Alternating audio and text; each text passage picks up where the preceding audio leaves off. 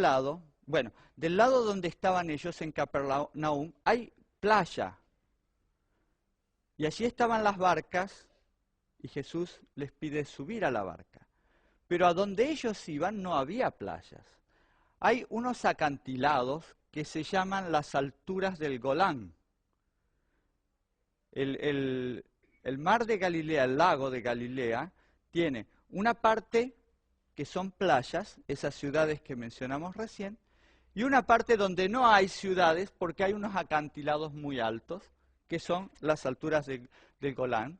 Ahí empieza el reino de Jordania en la actualidad, ¿no? Ha habido mucha disputa por esas alturas porque es un lugar estratégico muy clave para emplazar misiles y el Estado de Israel ha ocupado eso, a pesar de que pertenece a Jordania. Esa zona se llama Cisjordania porque ellos no quieren que los jordanos tengan ese lugar estratégico para emplazar misiles hacia ellos. Así que esa es una zona muy álgida hoy. No era álgida en aquel tiempo, porque en aquel tiempo, al estar sobreelevadas, sobre el lago de Galilea, no había ciudades allá arriba porque era muy difícil bajar.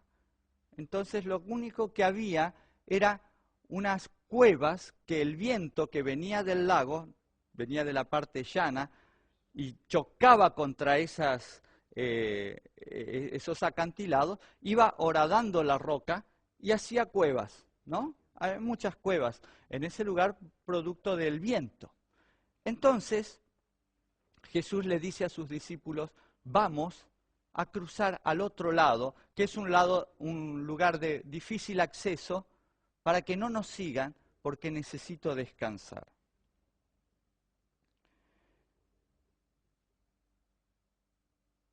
El versículo 19 continúa diciendo que vino un escriba y le dijo, Maestro, te seguiré donde quiera que vayas. Y Jesús le dijo, las zorras tienen guaridas y las aves del cielo nidos, pero el Hijo del Hombre no tiene dónde recostar su cabeza. Otro de sus discípulos le dijo, Señor, permíteme que vaya primero y entierre a mi Padre. Jesús le dijo, sígueme, deja que los muertos entierren a sus muertos. Y entrando él en la barca, sus discípulos le siguieron. Estas dos personas querían seguir a Jesús. Y el escriba que le dijo, Maestro, te seguiré donde quiera que vayas,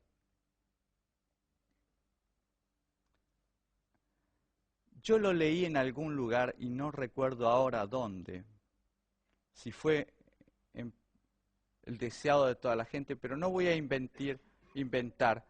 Elena de White, dice que es Judas. Elena de White dice que es Judas este escriba que pidió seguir a Jesús. Jesús no lo llamó. Como la Biblia no lo aclara, yo tenía que basarme en lo que leí en Elena de White, ¿no? En el deseado de todas las gentes. Así que vemos que Jesús le dejó bien en claro a Judas que no iba a tener ganancias materiales por intereses materiales. Venía Judas. Por eso le dijo, las zorras tienen guaridas y las aves del cielo nidos, pero el Hijo del Hombre no tiene donde recostar su cabeza. Esto quiere decir, el que me sigue a mí, que no espere ganancias materiales. Por eso, como dijo el pastor Gambetta anoche, el cristianismo ha generado mucho dinero en muchas iglesias. Y cuando vemos iglesias ricas, entonces tenemos que dudar del cristianismo de esas iglesias, porque el Señor nos ha dicho que el verdadero cristiano es pobre, pobre en todo sentido. Es humilde porque se siente la última cosa de la tierra, el último ser humano de la tierra. No quiere ningún tipo de alabanza, no desea estar primero ni arriba de sus hermanos. No desea tampoco ningún bien material, se conforma con lo poco que tiene. No tiene casas lujosas ni artículos lujosos, solamente lo imprescindible y lo necesario para desarrollar la tarea del Señor. Un verdadero cristiano no está cambiando el automóvil todos los años por un automóvil nuevo, último modelo. Eso es un gasto inútil de recursos. Eso es estar dándole el dinero a las empresas que están manejadas por Satanás. La vida en las ciudades, la vida en el siglo XXI, es una constante incentivación a gastar nuestro dinero en cosas nuevas, la mayoría de las veces absolutamente prescindibles. Mis hermanos, cuando yo entendí esto, y gracias a Dios lo entendí siendo muy joven, cambió mi visión de la vida. Y les puedo decir que he ahorrado mucho dinero en eso para invertirlo en la causa de Dios. Mi computadora tiene 10 años de antigüedad. Cuando los expertos dicen que con 2 o 3 años ya hay que cambiarla. Yo no la cambié y he podido editar los CD que estuvimos ofreciendo por allí con los sermones y la película. Lo pude hacer en una vieja computadora Pentium 1, van por el Pentium 4, ¿no? Está bien, reconozco que la pobre está dando sus últimos estertores, pero bueno, compraremos otra. Pero no vamos a estar teniendo lo último de lo último, porque con la mitad de lo último se puede trabajar perfectamente bien. Con programas un poco más antiguos, las computadoras funcionan bien. Lo mismo pasa con los automóviles. Hay gente que desea tener el último automóvil. Tenían un automóvil 2004 y sentían que estaban teniendo un automóvil viejo, cuando un 2004 es pero perfecto para andar de un lado a otro. Pero un automóvil nuevo tiene una carga de taxes, de impuestos y de acarreamiento del automóvil desde la fábrica hasta la concesionaria de ventas, y tiene un montón de qué sé yo, bueno, sobrevalores que cuando uno lo compra disminuyen automáticamente. ¿Y quién perdió todo ese dinero? El que compró el primer automóvil, el automóvil 0 kilómetros. Y hay gente que me dice, oh, pero la sensación de sentarse en un auto y saber que tú eres la primera persona que lo va a llevar a andar y sentir el olor del tapizado nuevo. Y yo lo miro y digo, estás loco. Estás loco porque eso no es importante. Pagar muchísimo dinero por esa sensación, cuando la palabra de Dios necesita ser distribuida por todo el mundo. Estás loco y eres un cristiano y vas a la iglesia todos los sábados y eres anciano de iglesia y piensas de esa manera. No has entendido el cristianismo. Eso no es el cristianismo. El cristianismo no es estar a la última moda del mundo, eso es derrochar el dinero. Puedes comprar un automóvil de 3 o 4 años de antigüedad que está en perfectas condiciones y has ahorrado un montón de dinero. Mis hermanos, cuando empecé a predicar esto, yo tenía un automóvil que estaba por cumplir 30 años de edad. Y lo había comprado hacía 10 años, cuando tenía 20 años de edad. Pero andaba bien y paseábamos con mi familia, íbamos de un lugar al otro y llevaba al pastor Gambetta, es verdad, es verdad. Y no me caía la cara de vergüenza. Solamente me daba vergüenza si estaba sucio. Pero por lo demás, le había cambiado los asientos originales, le había comprado unos asientos de un auto que había chocado la parte de atrás, entonces los asientos de adelante habían quedado bien y los vendían. Entonces le compré esos asientos que eran nuevos, muy cómodos, le saqué los viejos, le puse los nuevos y va cómodo. Así que, mis hermanos, hoy tengo un automóvil modelo 93, un Renault 21 Nevada, que es con 3 filas de asientos, porque mi familia es grande, pero me costó nada, muy barato. Y anda perfecto y es hermoso y muy cómodo y es modelo 93. Y viajo por todos lados y así deberíamos hacer con todas las cosas. Las marcas, la vestimenta de marca tiene un agregado de dinero por la publicidad que esa marca tuvo que hacer para ser conocida. Entonces, cuando nosotros compramos vestimenta de marca, estamos pagándole a la agencia de publicidad, a los periódicos, a los canales de televisión, a todo el mundo, además de la confección de la ropa.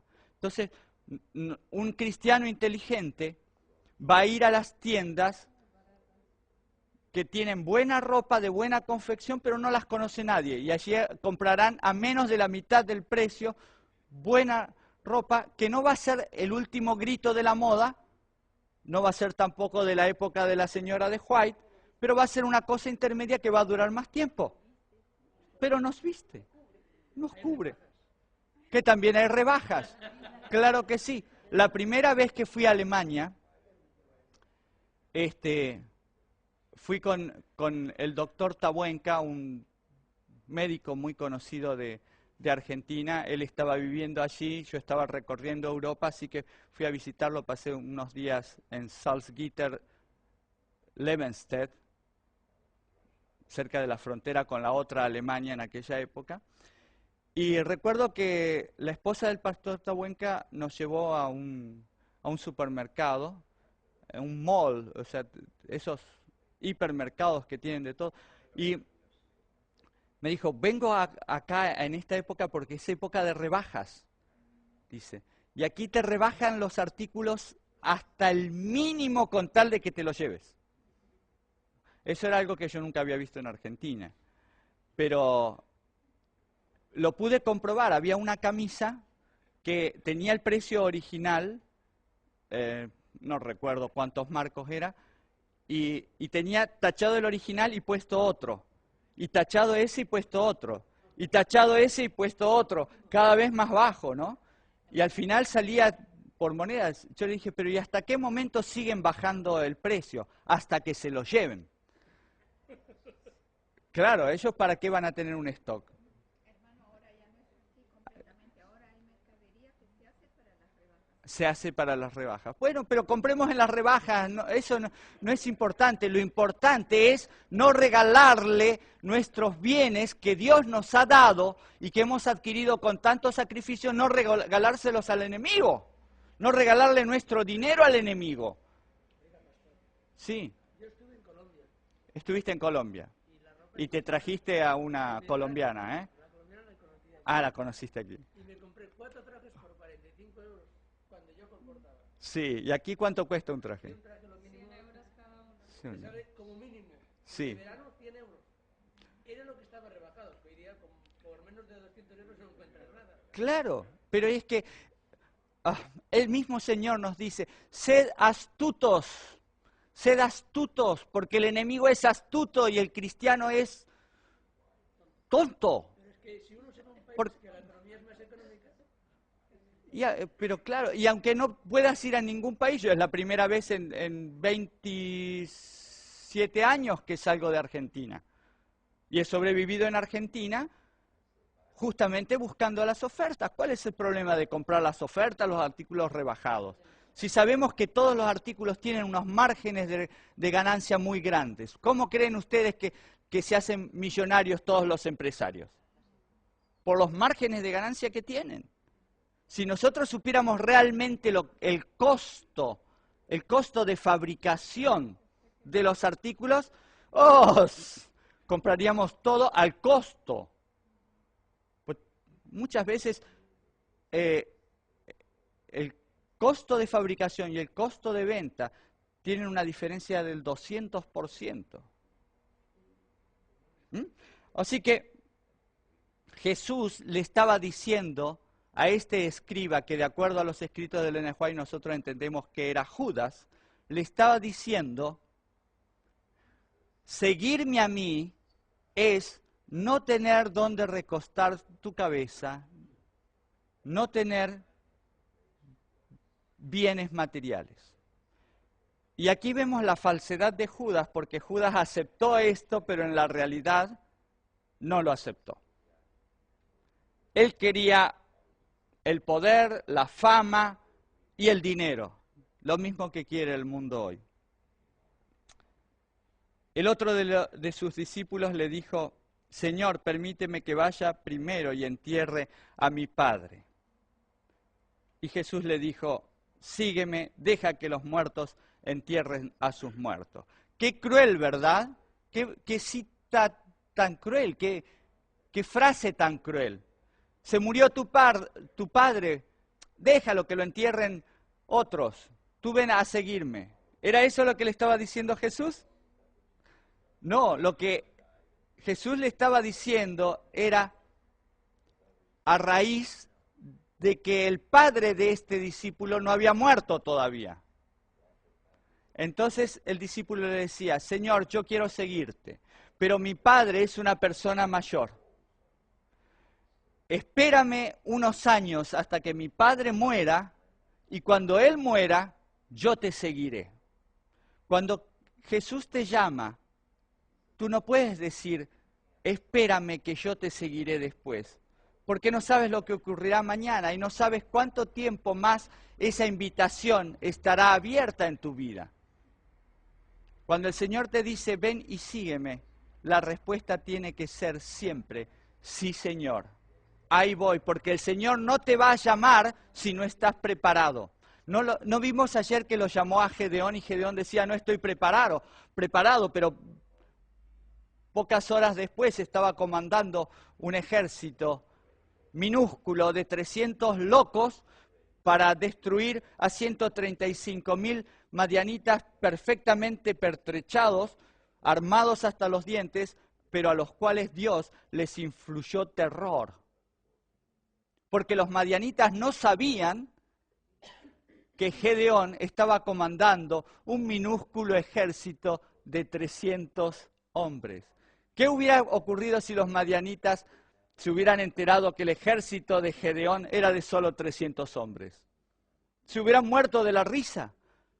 Pero ellos no lo sabían. Habían escuchado que Gedeón estaba preparando un ejército y que se había juntado una multitud. Ellos no sabían si esa multitud se había multiplicado. Ellos pensaron que, bueno, algo están tramando y Dios los va a ayudar.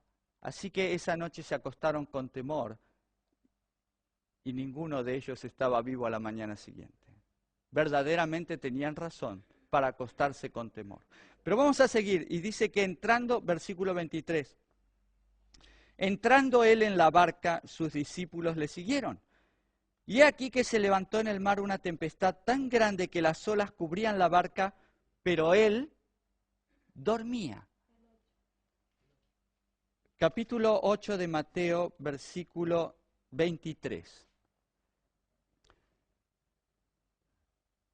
Entraron a la barca y Jesús, le dieron un lugar a Jesús y Jesús se durmió. Él estaba cansado. Tal vez si los discípulos hubieran insistido, él se habría quedado hablándoles de alguna cosa, pero se durmió. ¿Qué simboliza la barca? ¿De quién era la barca? ¿Alquilada? ¿Prestada? No, era de los discípulos que eran pescadores. Ellos conocían el lago de Genesaret. Conocían el lago de Galilea porque era su modo de vida. Todos los días iban con sus redes a buscar el alimento y la subsistencia para vender en el mercado. Así que ellos conocían esa barca. Era su barca. Nadie mejor que ellos podía manejar esa barca en ese lago, porque era su barca y era su lago, era el lugar donde ellos habían crecido, donde habían nacido y donde se desarrollaba su vida durante muchos años, durante décadas en el caso de Pedro. Señor, entra en mi barca, ven a mi barca, permanece conmigo todos los días aquí en mi barca. pero no manejes mi barca. Yo estoy contento de que tú estás aquí, conmigo. Tu presencia me da paz, pero no manejes mi barca. ¿Entienden? No toques mi vida. Yo voy a manejar mi vida y me conformo con que tú estés aquí adentro durmiendo. Duerme, Señor. Yo estoy feliz de que estés durmiendo. Pero esto de mi barca, esto de los vientos y las tempestades, yo lo puedo manejar. No hay problema, porque mira, he vivido todos estos años y he sobrevivido. La barca nunca se hundió. Aquí estoy. He ganado el sustento en medio de muchas tormentas. Cuando comenzó la tormenta, los discípulos no se inquietaron, porque ellos estaban acostumbrados a las tormentas. Y estaban más confiados porque Jesús estaba con ellos. Así que maniobraron al principio de la tormenta como ellos solían hacerlo, arriaron la vela, aligeraron la carga, se movieron para equilibrar en el vaivén de las olas. Pero eso fue solo el principio. La tormenta comenzó a multiplicarse en su intensidad.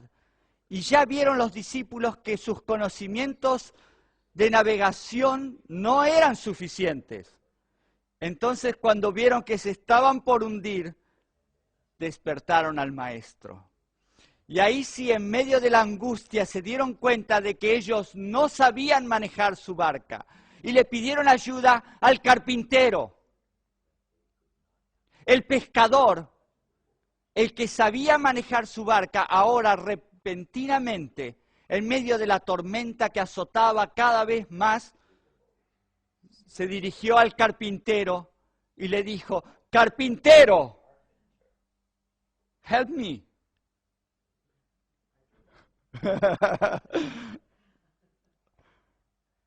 Ayúdame que me muero. Señor, esto no lo sé manejar yo. Despiértate. Y el Señor dice: pero tú me dejaste dormir. Yo quería estar despierto en tu barca. Yo quería contarte cosas maravillosas. Yo quería hacer milagros en tu vida, pero tú me dijiste que durmiera. Y como yo no hago violencia contra tus deseos, entré a tu barca y me dormí. Porque estaba cansado de hacer el bien a otros que me necesitaban. Pero como me invitaste a tu barca, yo entré, pero no me dejaste manejar tu barca. Y entonces me dormí. ¿Quién permitió esa tormenta? Dios permitió esa tormenta para mostrarnos nuestra debilidad. Cuando nosotros nos creemos fuertes, Dios permite tormentas en nuestra vida para mostrarnos nuestra debilidad.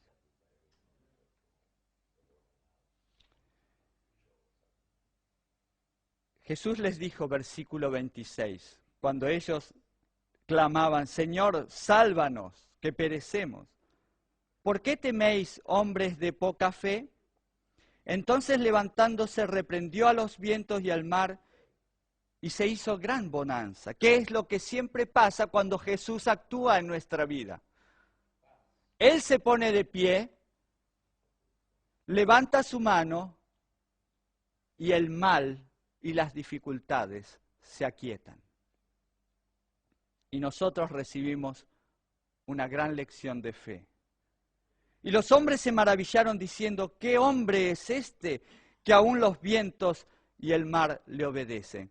Que es el mismo sentido que todo cristiano tiene en su corazón cuando las dificultades se aplacan por haber recurrido al Señor. Y decimos una y otra vez: oh Señor, verdaderamente tú eres mi Salvador. En ti confiaré para siempre. Solo que luego que el mar se calmó, ya no lo necesitamos a Jesús. Volvemos otra vez a sentirnos al mando de nuestra barca. Y entonces le decimos: Señor, gracias por lo del otro día. Te amo.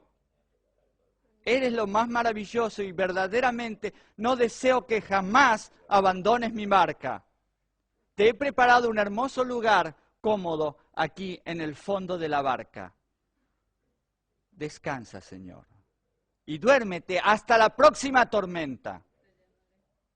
En la próxima tormenta te llamaré. Y a menos que aprendamos, mis hermanos, a mantenerlo a Cristo despierto adentro de nuestra barca y con el timón en sus manos, pasaremos por muchas tormentas graves.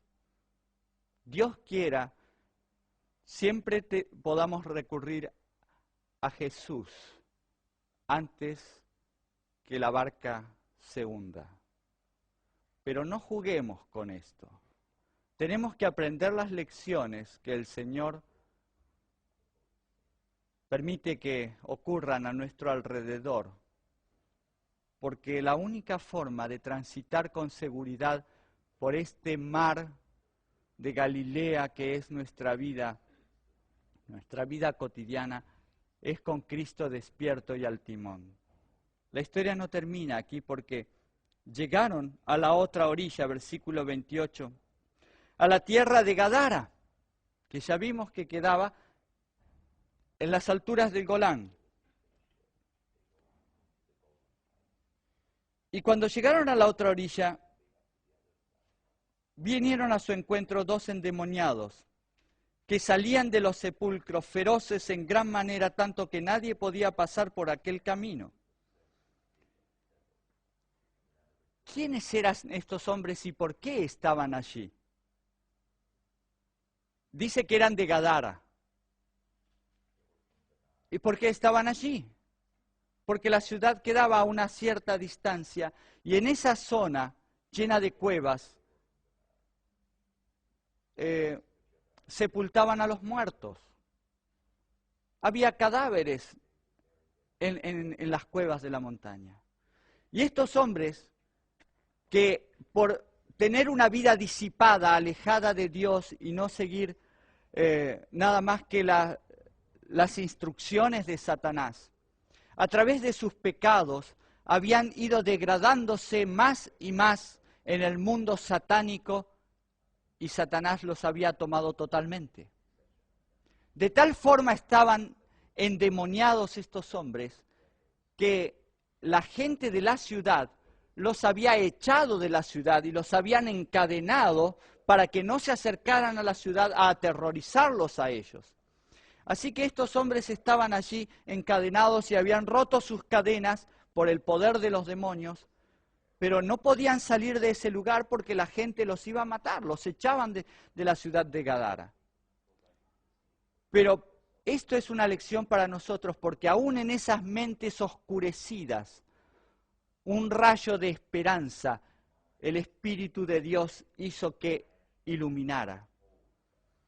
Reconocieron que aquel hombre que acababa de bajar de una barca era el Hijo de Dios. Que podía haber una esperanza para ellos. En medio de la oscuridad de su mente, cuando todos los demonios estaban allí impidiendo que sus propios pensamientos actuaran, la presencia de Cristo hizo la luz. Y entonces dijeron, ¿qué tienes con nosotros, Hijo de Dios? ¿Hablaron ellos? Los demonios reconocieron a Jesús como el Hijo de Dios, porque ellos también lo conocieron personalmente. ¿Has venido aquí para atormentarnos antes de tiempo? Mientras esto hablaban los demonios, la luz seguía incidiendo la mente, penetrando la mente de estos hombres. Y ellos anhelaban ser liberados, no entendían lo que estaba pasando, esa lucha entre los demonios y Cristo, no la podían entender, pero sabían que había una esperanza para ellos.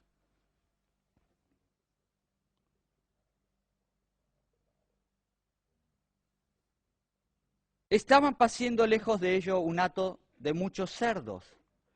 Y los demonios le rogaron diciendo, si nos echas afuera, permítenos ir a aquel hato de cerdos. Mis hermanos, aquí hay una demostración de la inteligencia de Satanás. Satanás sabía que no podía resistir el poder de Dios, el poder de Cristo. Y sabía que Jesús había venido a liberar a esos hombres. Entonces inmediatamente trazó un plan y dijo, de alguna forma voy a arruinar la obra de Cristo en esta zona. Esa zona se llamaba Decápolis y había ciudades allí que todavía no conocían a Cristo. Y Jesús había venido a preparar 2 discípulos, había venido a preparar mensajeros. Y Satanás tenía miedo de lo que podía pasar si el carácter de Cristo, su bondad y su poder era conocido en esa zona que se había paganizado. En una época habían sido judíos, pero ahora estaban mezclados y paganizados. Y aunque muchos de ellos se consideraban judíos o digamos descendientes de Abraham, sus costumbres se habían degradado a ser parecidas a los de los pueblos paganos. Por eso estaban paciendo cerdos. Estaban obteniendo una ganancia. Los judíos no tenían prohibido criar cerdos. Aunque el cerdo es una ganancia rápida. Algunos de mis vecinos crían cerdos. Y yo les pregunto, ¿por qué crían cerdos ustedes? Porque es rápido. El cerdo, la cerda, la chancha, como le decimos allá en Argentina, en cada aparición tiene 10, 12, 14 cerditos, ¿no? Y crecen en 3 o 4 meses, ya están listos para ir al mercado. Las vacas tienen un solo ternero y para entrar al mercado necesita que pasen 3 años. Una vaca da un ternero por año y recién puede ser vendido dentro de 3 años. Una cerda da 14 cerditos y son vendidos dentro de 3 meses. ¿Entienden ustedes la diferencia? Es mucho dinero. Es muy rentable y lo era rentable también en aquella época porque las cerdas parían de la misma forma. Así que estos hombres, aunque no comieran el cerdo, y yo creo que lo comían, criaban cerdos porque era ganancia fácil, ganancia rápida. Y Satanás dijo, bueno, me quitarás a 2 de mis siervos, pero yo te voy a arruinar la predicación, porque lo que quiero hacer al introducirme en los cerdos es arruinarle la ganancia de toda esta gente. Por lo tanto, cuando viene alguien con un mensaje de salvación, pero arruina tu negocio, tú no le dices welcome. Tú les dices go out. ¿Entienden? ¿Quieren que les traduzca? Yo tengo un poco de envidia del pastor Gambetta, que él traduce también y yo soy tan bruto con el inglés. Hermanos, Satanás es muy inteligente y nosotros somos muy tontos. Estos hombres fueron liberados de los demonios y quisieron seguir a Jesús. Pero Jesús les dijo, no me sigan a mí, vayan a la ciudad, testifiquen de lo que el poder de Dios hizo en su vida, porque después de haber entrado en los cerdos, versículo 32, Él les dijo, id. Y ellos salieron y se fueron a aquel hato de cerdos, y aquí todo el hato de cerdos se precipitó en el mar por un despeñadero y perecieron en las aguas. Les dije que eran como acantilados, que eran alturas de tierra sobre el agua, y todos los cerdos fueron corriendo y se tiraron al mar. Ahora, ¿era necesario que los demonios que se metían adentro de los cerdos se tiraran al mar? No, podrían haber quedado adentro de los cerdos todo el tiempo que quisieran, mientras esos cerdos eran criados y vendidos en el mercado, y recién ahí tal vez podrían salir.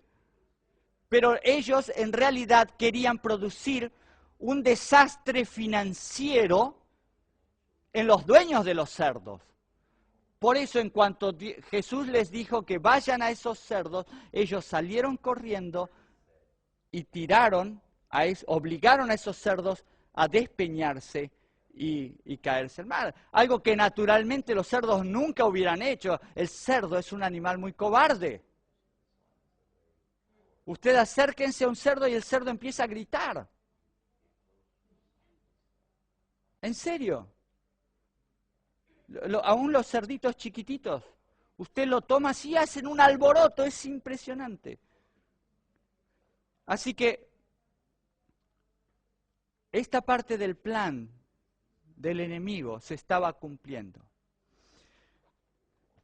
Y fíjense qué eficazmente, porque dice así el versículo 33. Y los que apacentaban los cerdos huyeron, y viniendo a la ciudad contaron todas las cosas y lo que había pasado con los endemoniados.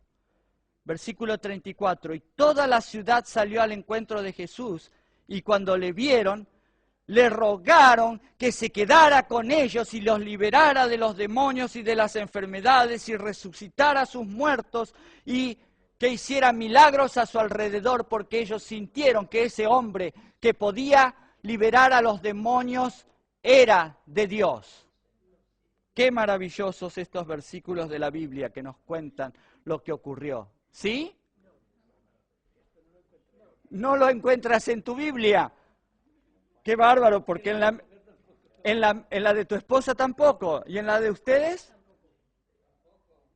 ¿Y saben qué? En la mía tampoco está. Porque eso no fue lo que ocurrió.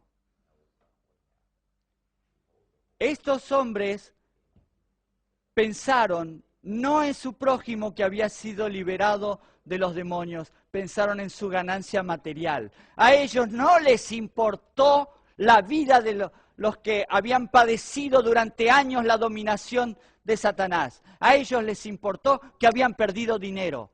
Entonces, no vengas aquí con tus milagros ni con tus palabras de sanidad, no vengas aquí con tu salvación. Tú me arruinas el dinero, ¡fuera! ¿No piensa el ser humano así hoy en día? En estas ciudades civilizadas y materialmente tan ricas, cuando tú le quieres hablar de la salvación que proviene de Cristo Jesús, dice, oh, yo tengo mi salvación en mi billetera. Esa es mi salvación. No me hables de otra cosa. Fuera. Sí. Estaba en el hospital y dice, toma un folleto. ¿No será un billete ¿De lotería? no, de dinero? Ah, de dinero.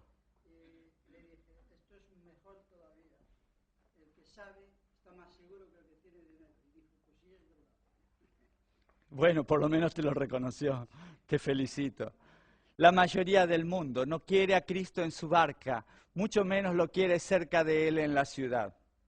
Ni que entre en mi vida, ni que estés por aquí rodeando, porque cada acto de bondad, cada acto de salvación me está arruinando el negocio. Si eres un médico, si eres un farmacéutico, no querrás el plan de salud para la gente de tu ciudad. Te vas a quedar sin trabajo.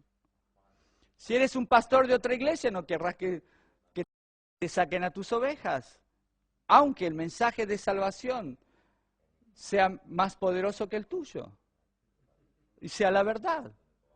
No lo querrás. Y si el mensaje de salvación te viene a cambiar las costumbres, no lo querrás. Quieres que Dios se adapte a tu vida, que Dios entre en tu barca, pero que tú sigas al timón de la barca. Y eso no puede ser, mis hermanos. Pero Dios es más poderoso. Cristo no te fuerza. Dice el capítulo 9, versículo 1. Entonces, entrando Jesús en la barca, pasó al otro lado, volvió a Capernaum. y vino a su ciudad, Capernaum.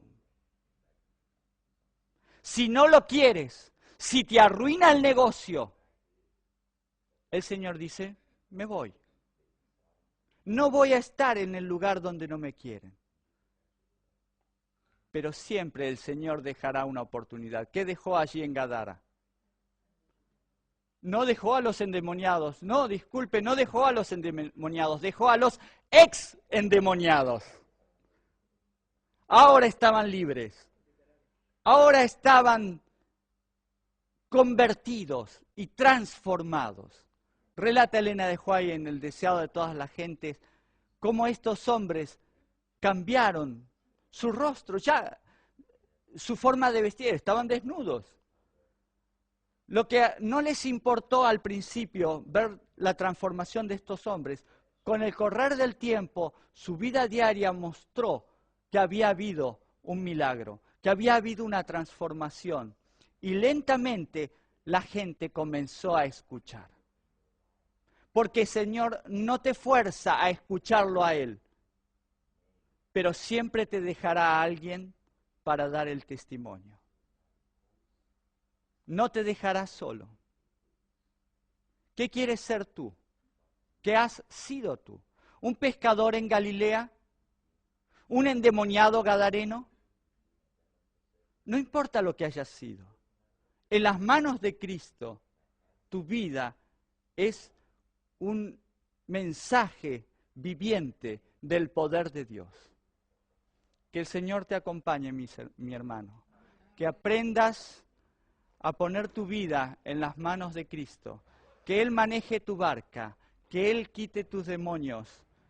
Que Él te haga un instrumento de salvación para un mundo que perece, que está obnubilado por las ganancias fáciles. Criar cerdos, bueno, no importa. Tal vez tú pienses, yo no como los cerdos, simplemente obtengo la ganancia que ellos me dan. Para la gloria de Dios, la ganancia de los cerdos. Y daré buenas ofrendas en la iglesia y buenos diezmos de la ganancia de los cerdos. Pero cuando el Señor te dice, los cerdos no me interesan, me interesa tu vida. Y Él permite que los cerdos caigan por el despeñadero, ¿qué le dirás al Señor? ¿Vete? ¿O quédate aquí, Señor, y haz una transformación? Esa es una respuesta que nosotros tenemos que producir. No es algo que yo pueda, no es una decisión que yo pueda tomar por ustedes. En mi vida he tenido que tomar decisiones como esa. Hermanos, yo no supe nunca lo que es padecer la falta de trabajo. Yo terminé mis estudios universitarios en el Colegio Adventista del Plata y me fui a Buenos Aires a estudiar medicina. Y cuando estaba en primer año de medicina, vino alguien y conociendo que yo había trabajado en el anuario estudiantil, me dijo, necesitamos en el diario La Nación una persona que haga una tarea como la tuya. Yo dije, ¿en el diario La Nación? ¿El diario más importante de mi país? Era como entrar al New York Times. Es un diario que tiene más de 130 años de antigüedad, más de 135 años. Un diario importante, tradicional. Yo pensé que al entrar en las puertas, allí me iba a encontrar con todos los próceres del país y les puedo asegurar que no estaban los próceres, pero estaban los apellidos de todos esos próceres, patriotas de mi país. Y agradecí a Dios que me dio esa oportunidad durante 23 años y llegué a ser una persona importante en el diario. Y ganaba miles y miles de dólares por mes. Pero un día el Señor me dijo que la tarea que faltaba por hacer tenía que hacerse en mis hijos. Y para hacerse tenía que hacerse fuera de la ciudad. Y yo le dije, Señor, ¿cuán afuera? Y él me dijo, afuera. Ve a mirar el país y yo te diré dónde tienes que vivir. Así que recorrí 12 estados de Argentina, 12 provincias. Y en cada lugar vi hijos fieles que estaban manteniendo la obra de Dios. Y el Señor me decía, aquí no, aquí no, aquí no. Y después de recorrer 12 provincias solo me quedaba la Patagonia. Yo dije, Señor, ¿tú quieres que vaya a la Patagonia? No hay nadie, no, hay ovejas nada más en la Patagonia. El Señor me dijo, espera, ya vendrá la oportunidad. Y resultó ser a 200 kilómetros de mi ciudad, en medio de la pampa argentina. Y allí Él proveyó los medios. Y Él me dijo, aquí criarás a tus hijos, en contacto con la naturaleza que yo creé y no en contacto con la ciudad que los hombres crearon. No en contacto con la pornografía que la sociedad está distribuyendo a través de los medios de comunicación. No tengo televisión, ni por aire, ni... Mi hija menor tenía 4 años y la mayor tenía 13 cuando nos mudamos. No cuando comenzamos la búsqueda. Tardé 4 años en encontrar el lugar que el Señor tenía preparado. Pero ¿saben qué? Mis hermanos, yo era como todos. Yo decía a mí mismo, estoy haciendo la tarea de buscar el lugar, pero me iba retrasando, igual que la esposa de Lot. Sí, estoy saliendo de Sodoma, pero a paso muy lento. Después de 2 años, yo no había adelantado nada. Es más, no había tomado totalmente conciencia de la necesidad de salir. Empezamos cuando mi hija menor nació, y 2 años después estábamos igual. Entonces el Señor me dijo, Daniel, tú no estás tomando esto en serio. Tú me estás queriendo hacer creer que verdaderamente te quieres ir de la ciudad, pero tú no te quieres ir de la ciudad. Tú estás muy bien aquí. Trabajas en un diario, en un lugar, en una empresa de mucho prestigio. Todos te quieren. Haces bien tu trabajo. Te dan mucho dinero por hacer ese trabajo. Yo no veo que te quieras ir. ¿Le estás haciendo creer a la gente que te quieres ir de la ciudad? Oh, sí, te has vuelto vegetariano. Eso está muy bien, me dice el Señor. Pero ¿crees que con eso es suficiente? Pero no estás saliendo de la ciudad. Así que, Daniel, yo te voy a poner en una prueba para que te des cuenta que o sales de la ciudad o tu vida puede terminar en cualquier momento. Yo trabajaba de domingos a jueves.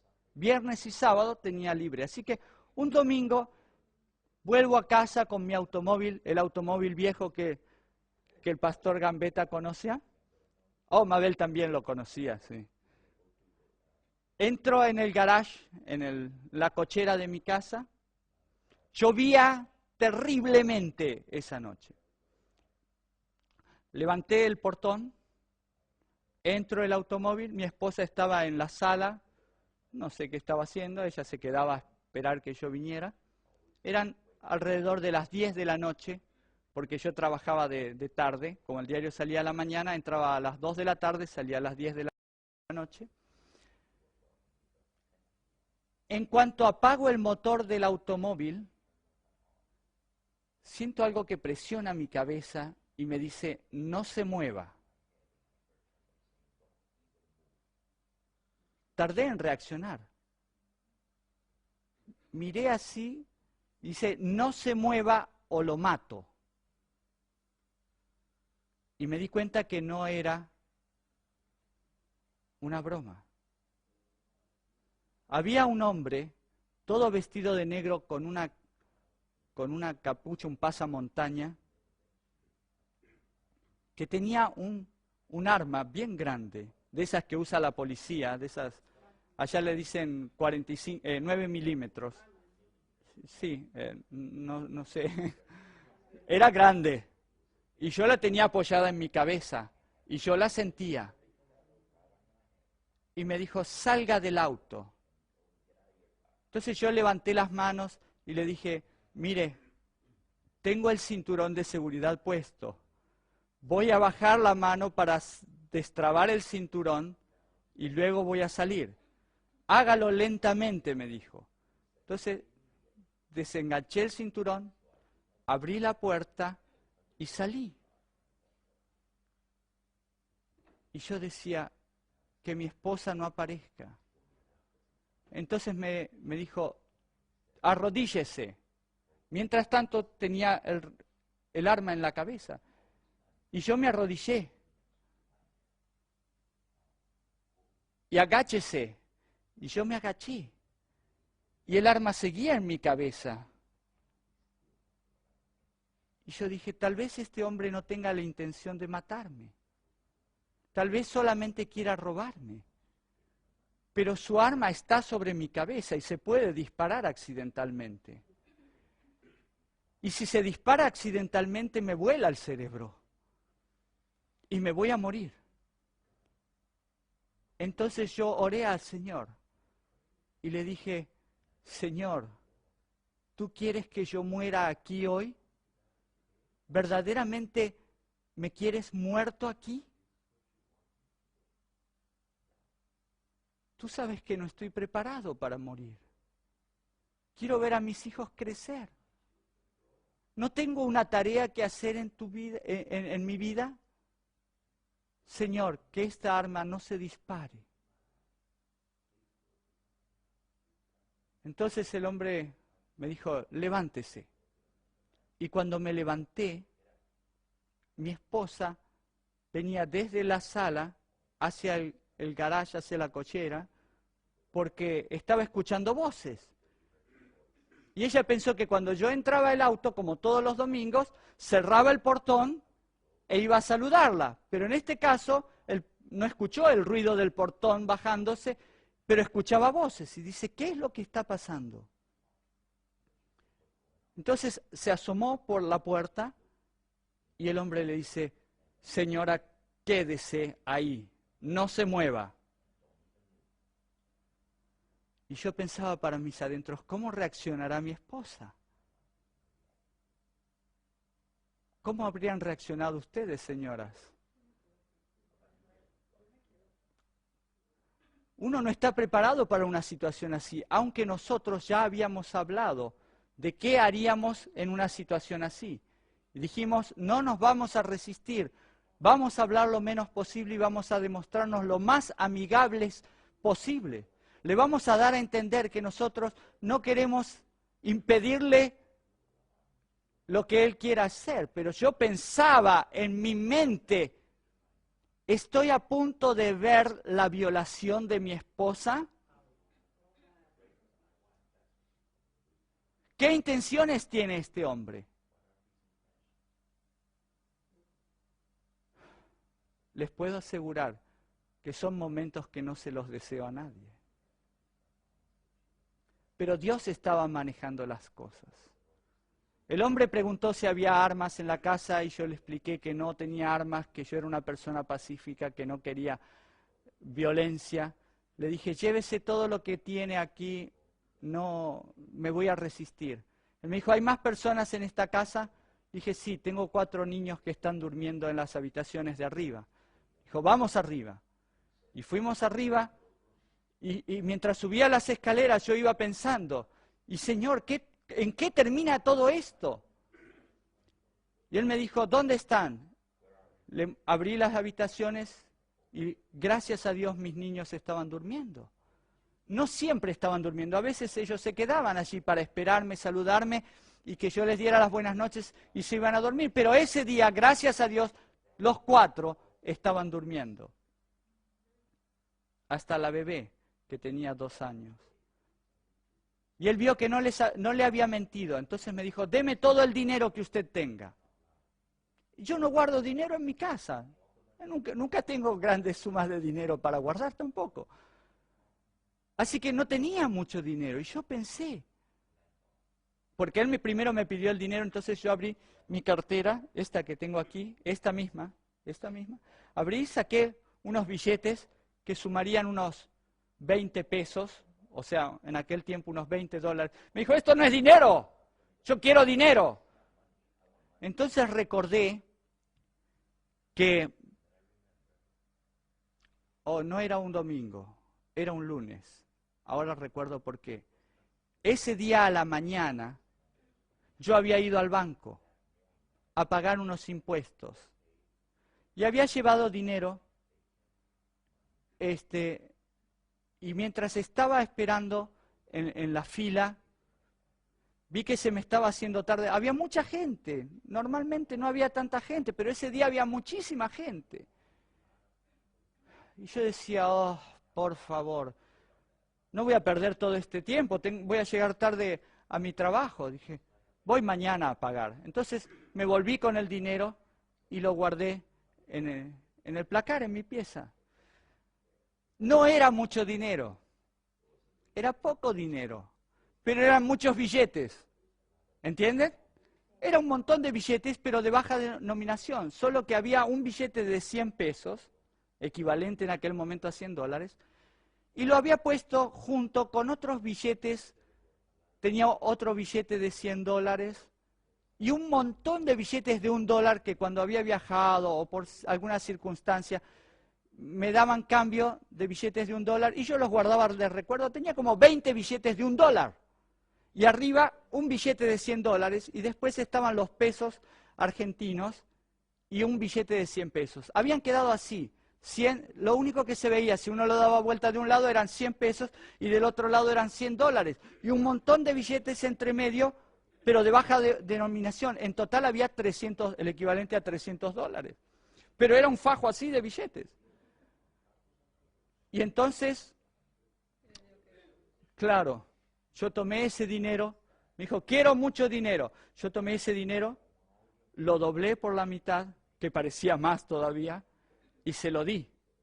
Y el hombre miró que eran $100, hizo así, vio que había muchos dólares, se lo guardó y dijo, bueno, esto está bien. Ahora acuéstense arriba de la cama, boca abajo, los dos, usted y su esposa. ¡Ay, Dios!, decía yo, Señor, ¿cuándo termina esto? Y cuando nos tiramos boca abajo, la miré a mi esposa y le dije, te amo, adiós. Pensé que nos iba a disparar, un tiro en la cabeza a cada uno, y se iba a ir. Y no es porque yo estuviera dramatizando el asunto, sino porque días antes eso mismo había ocurrido en otros lugares de Buenos Aires. Gente que está entrando a su automóvil y entra el ladrón por detrás y lo habían matado porque se había resistido. Había pasado, yo lo tenía bien en mi mente y lo iba recordando mientras sucedían estas cosas. Y yo pensé, a un hijo de Dios esto no le puede suceder, pero aquí estoy, tirado boca abajo en mi cama matrimonial con mi esposa al lado, mirándonos y diciéndonos adiós. Y yo pensando, y si acá me quedo muerto, ¿quién se ocupará de mis hijos? ¿Los matará también antes de irse? Entonces él me dijo, el asaltante me dijo, ¿por dónde me voy? Y ustedes saben, soy descendiente de italianos. Y aunque estaba muy tranquilo, me salió el italiano de adentro. Y le dije, váyase por donde entró. Después mi esposa me dice, ¿por qué no fuiste más amable? Le digo, no estaba la situación como para ser más amable. Fue lo más amable que se me ocurrió en ese momento. Váyase por donde entró. Y él se fue, revisó algunas cosas por allí, después se fue. Y nos quedamos unos minutos allí, mientras escuchábamos que en la planta baja él estaba revolviendo cosas. Pensé que se iba a llevar el televisor, la videograbadora. No, todos esos elementos satánicos me los dejó. Se llevó mis tarjetas de crédito, mi registro de conductor, se llevó todas esas cosas que a uno le complican la vida para hacer trámites y recuperarlos, pero finalmente, acortando la historia, por si no se dieron cuenta, no me mató. Así que aquí estoy para cumplir la voluntad del Señor. Y cuando terminó todo y nos arrodillamos para agradecerle a Dios de estar vivos, yo entendí la lección. Le dije, es verdad, Señor, estuve retrasando el cumplir tu voluntad y tú me demostraste que mañana podría ser tarde, que mañana podría nunca jamás existir. De todas formas, gracias a la misericordia de Dios, todavía me aguantó 2 años más en la ciudad. Y en el año 2000, esto había ocurrido en el año 98, una semana antes de que yo cumpliera 40 años. Casi no llego a los 40. Pero cuando cumplí 42 años, ya había comprado una finca en el campo para llevar a mi familia. El resto de la historia se las contaré la próxima vez que nos reunamos en el culto de aquí a la mañana. Que el Señor les bendiga y que ninguno de ustedes tenga que pasar por esa experiencia nunca. Tomen las decisiones antes de que el Señor tenga que recurrir a ese tipo de experiencias para movernos a actuar, a reconsagrar nuestra vida a Él. Que el Señor les bendiga. Vamos a tener una palabra de oración para terminar.